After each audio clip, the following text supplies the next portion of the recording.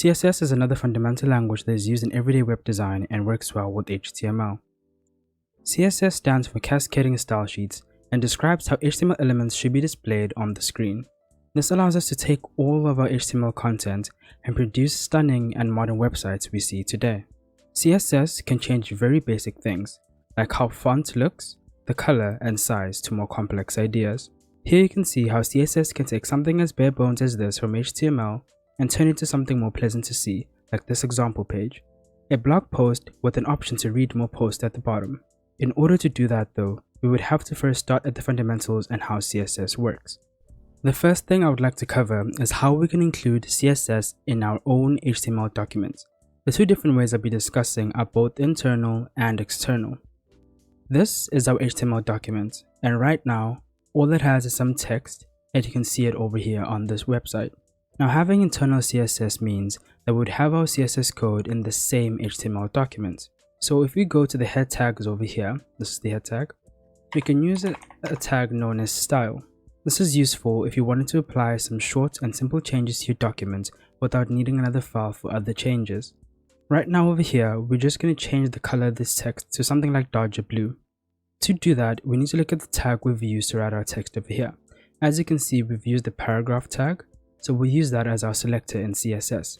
So you're going to go in between these two tags, you're going to press enter, we're going to use the P tag as our selector, and then we're going to use curly brackets and our code will go in right here. So we will hit enter and then we're going to type the word color. Then we're going to use a colon and then a semicolon to close it off to show that that's the end of our changes.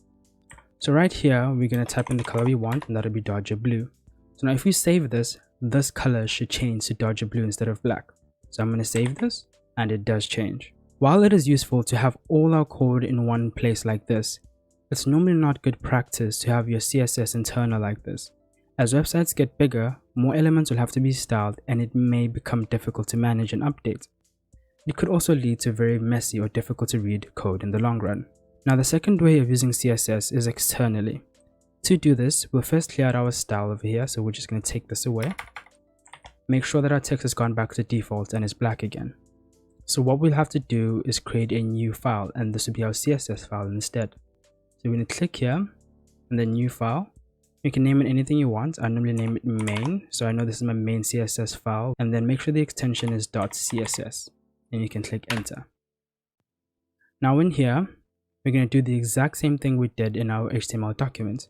We use P as our selector, the curly brackets, and then color. And then we use darker blue again. And now if I save this right now, nothing will happen to this text. The reason for that is these are two separate documents and they're not connected in any way, so they don't know how to communicate to each other to make sure that this text changes. So we're going to go into the HTML document, we're going to click enter, and then right here we're going to use something known as a link. The first rel attribute you see over here, it defines the relationship between any document. In our case, this would be style sheet, as this is what our CSS file is. The href just defines the location of where our file is located. So in here, we're just going to type in main.css, and now if we save this, this should update to darker blue again. So if you Control S, and there we go, it changes.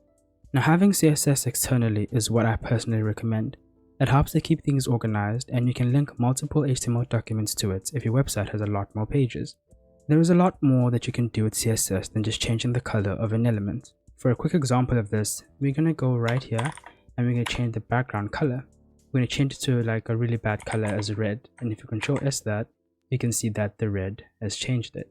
I will clear this as it does look bad, but you can see that you can change things like this and even animations as well. I will link some resources so that you can read up more of what we covered here today and gain a better understanding. I hope you guys enjoyed this sweet short introduction of how you can use CSS and how you can link them in your HTML documents. With that, I'll see you guys in the next one.